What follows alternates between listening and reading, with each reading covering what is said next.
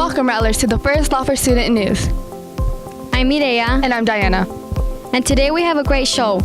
We are interviewing the principal. Take it away, Atiana.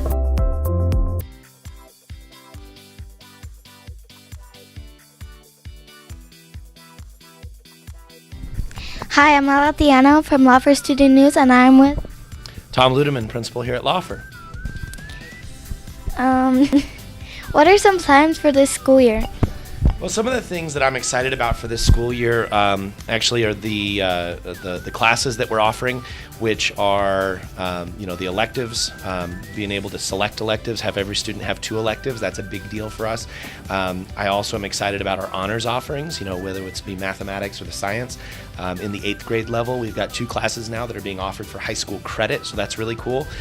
So when our students who take those classes get to high school, they're ahead of anybody else at any other school. So that's pretty awesome. I'm excited about that. And then the other big change that we've made this year is offering the sports academies through the PE class, getting our weight room up and running. So those kids that are interested and excited about athletics have a place where they can get bigger and stronger and faster and get ready for those sports. So again, another really cool thing this year. What are some hopes for this school year?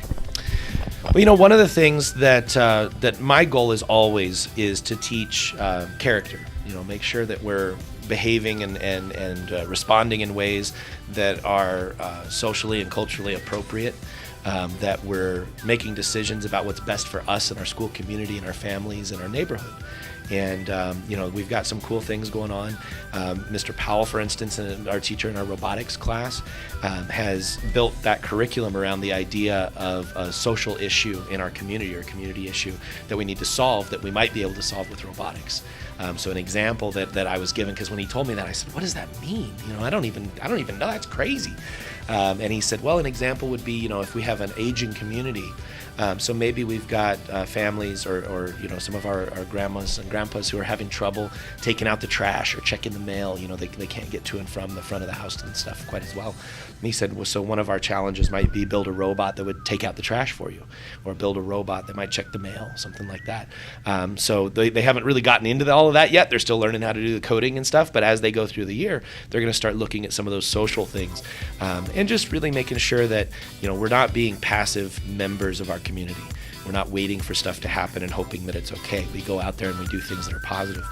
I got to make an announcement this morning that was wonderful. One of our 8th grade students came in here a couple weeks ago and said, the earthquake in Mexico was terrible. I'd like to help.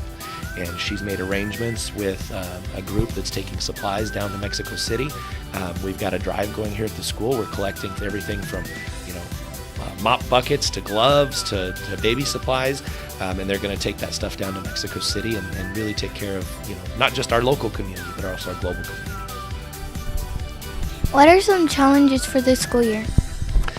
Well, I think it's always a challenge to make sure that we're pushing the level of learning in the classroom. I mean, that's kind of the important part of why we're here, and that's a tough challenge because the idea is to make things more rigorous, not necessarily more difficult, right? It's not supposed to be hard, it's supposed to be challenging. And there is a difference between the two, and I think sometimes that gets lost. The idea that, we'll just give them 20 extra credit, extra math problems. Well, that's not more rigorous, that's just harder. It's just more to do. So the idea is taking, and pushing students and students pushing themselves to where we're just outside of our comfort zone. We're doing things that we're not really quite sure what it's supposed to be. One of the things that we've done this year around that idea of pushing that rigor and really trying to make sure that we're learning is, and you guys have probably noticed this, when you go to the classrooms, we have learning targets now. What is it that you're supposed to learn today? Not what are you supposed to do, not what book are we reading, but what is the actual learning today? And then the success criteria. How do you know if you've been successful or not? It's a thing we've talked about over the summer and we've worked on this first quarter. And the idea is that if I don't know what I'm supposed to learn and I don't know how I'm successful, how do I know if I've learned or not? We're trying to be real transparent with what that is. And to be honest, both myself and the teachers and all of our staff, we're all kind of learning because this is a different way to teach. It's a different way to learn.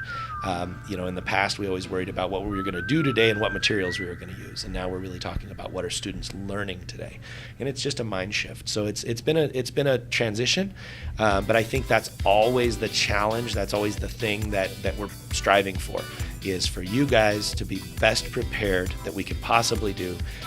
And every year we learn something new. Every year we do something a little bit different, and always those challenges are for you to be better prepared. So when you leave here, you go to high school and on to careers and college and whatever you want to do. Who is the school named after? So the school's named after, we are Lauffer Middle School, so it's Billy Lane Lauffer was his name. He was a soldier in Vietnam. He was killed in action and was awarded the Medal of Honor for his service, for his bravery. He saved a bunch of other soldiers in the war when he was killed. We're named after Billy Lane Lauffer.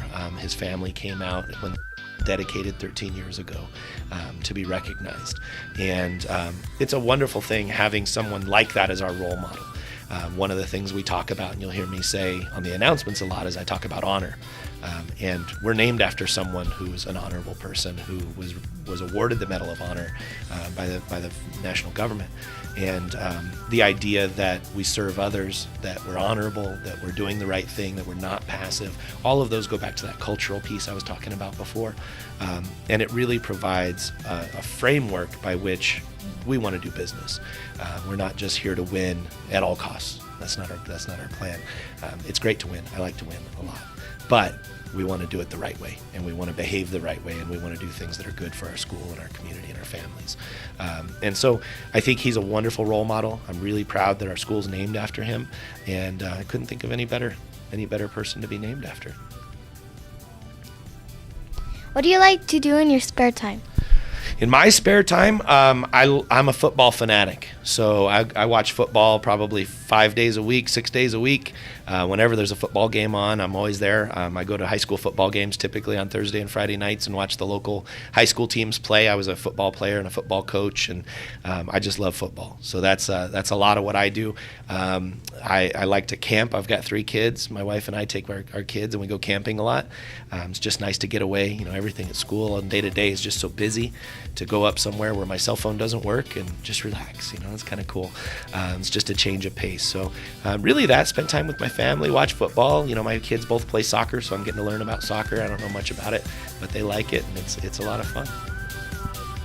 Thank you for your time. Absolutely. Back to you, Lauffer. Thanks for that amazing interview, Atiana. Coming up next, September Student of the Month footage.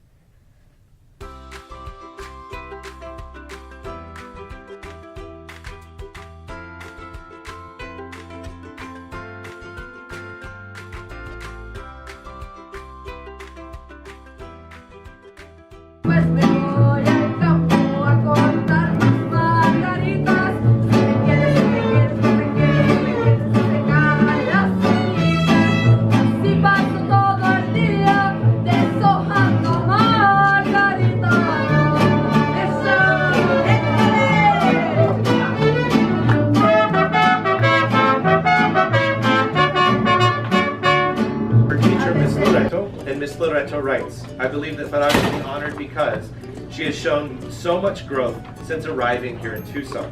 She has gone from not being able to speak English at all to being able to have full conversations without having to use her hands. Christopher was nominated by his teacher, Miss Halco, and Miss Halco writes, I believe that Christopher should be honored because he is kind-hearted and a hardworking member of the Lauffer Chamber Orchestra. Aileen was nominated by her teacher, Mr. King, and Mr. King writes, I believe that Aileen should be nominated because she is a flag bearer of Daniela was nominated by her teacher, Miss Murrens, and Miss Murrens writes, I believe that Daniela should be honored because she is responsible, reliable, and respectful every day. Period. Gustavo was nominated by his teacher, Miss Gregg, and Miss Gregg writes, I believe that Gus should be honored because he is a model student in and out of the classroom. He is always helping others. Danielle was nominated by her teacher, Miss Norsagaray, and Miss Norsagaray writes, I believe Danielle should be honored because she's a great worker.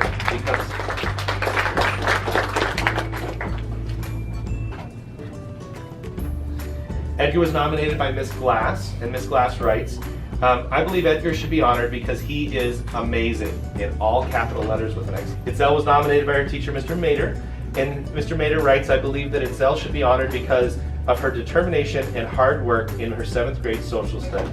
Keep up. So Selena was nominated by Miss Igems, which is a tall order. Miss Igems writes, I believe that Selena should be honored because she is not only a great student, she's also kind to all that she encounters. Vanessa was nominated by her teacher, Mr. Dong. Mr. Dong writes, I would like to nominate Vanessa because I believe that she should be honored because she's a dedicated individual who's always trying to do whatever she can to get better grades in my class. Yareli is nominated by her teacher, Mr. Metalmeyer.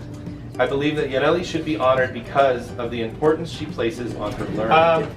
Alexia was nominated by her teacher, Mr. Hagopian, and Mr. Hagopian writes, I believe that Alexia should be honored because she's an excellent example of what a Lauffer Rattler is. Giselle was nominated by Mr. Baker, and Mr. Baker writes, I believe that Giselle should be honored because she is respectful and reliable. Hi, I'm Maricela and I'm here with Daniela. So how do you feel about being nominated?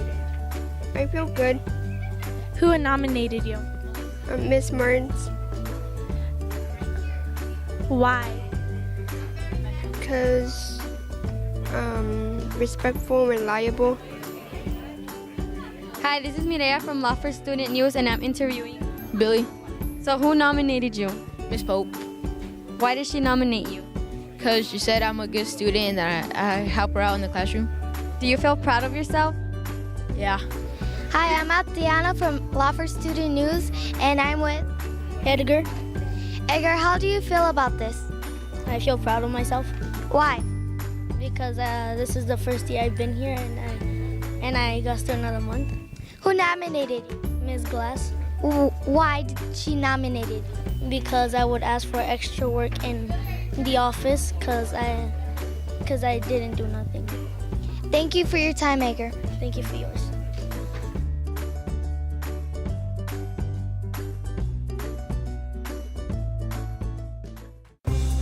Last but not least, the undefeated team for cross country. Interviewing the team and Mr. Melis is Giselle, Isabella, and myself. Hi, I'm Giselle, and today I'm here with. Gadiel. How do you feel about being in cross country? I feel good. Do you like cross country? Yes, I do. Why? I like cross country because it helped me improve my skills in boxing. What made you join cross country? So it could help me get in shape and conditioning. Okay, thank you for your time. Thank you. Hi, I'm Diana, and I'm here with Danita. Hello. Why did you join cross country? I joined cross country because I needed to get in shape for other sports and mainly for my body because I wasn't necessarily in the best shape because of summer. Do you enjoy cross country? Yes, I enjoyed cross country because I had a family and it just had so much energy, and Mr. Melis was just there for us and he always encouraged us to do our best. How does it feel to be undefeated around 5 schools? It feels amazing and I feel so much better about myself because I felt like I could never even do anything near this kind of thing. So I was very proud of myself, and even though I wasn't part of the first 5-7 people, I was one of the people that pushed down the other players. That way we can get the better score. Well, thank you for your time, Denise. Hi, I'm Isabella, and I'm here interviewing Mr. Melis. Hi. Why did you choose to coach cross country? A lot of coaches choose to coach sports that they maybe had experience with when they were in high school or when they were in middle school, and I kind of joke around with a lot of my players and a lot of my runners that cross country saved my life. I was kind of in a weird place when I joined cross country in high school. I felt alone. I felt like nobody was out there for me, and I joined this family, this group, and it was life-saving for me. It was this place that I loved to go, and I wanted to recreate that here at Lauffer, that experience that I got. I wanted some of our students to feel that too, and I really think that happened. It's really fun, and so I think I'll probably do it for many years. How does it feel to be undefeated? 2017 undefeated season, Lauffer cross country. Whoop. It was awesome. I've never had a team go undefeated and then win the championship. I've had some teams go undefeated and then not win the championship. But this team, this year, 2017, was really cool. They were never beaten in any of their meets, and then they came to the championship, which we were really geared up for, and they blew that out of the water too. It was so cool to see these guys take on such an amazing challenge and never once failed at something that not many people can do very well. So it was just really cool to see them step up. What was the most memorable moment of this season? Most memorable moment. It's kind of a mix. That first day, seeing these huge eyes on these runners who are scared to death to do this 2-mile run, and I don't know what the best moment is. Maybe seeing that student that couldn't do it without walking, do it the whole time and not walk a single time. I mean, it was really cool to see that growth in a lot of our runners. Danitza will be the first one to tell you. You got to interview her earlier. She was the first person to say that, I didn't think I could do this, but oh my gosh, I can. And I think that's the best moment. Every time a student looks me in the eyes and says, I did it, I kind of remember the way I felt, and it's just such a cool experience to see students do something that they didn't think they could do. So by far, my favorite moment is that moment when they look me in the eyes and tell me something that cool. Well, thank you for your time, Mr. Malis. It was really fun interviewing you. Now back to the studio. That's all for today, Lauffer. See you next time on Lauffer Student News.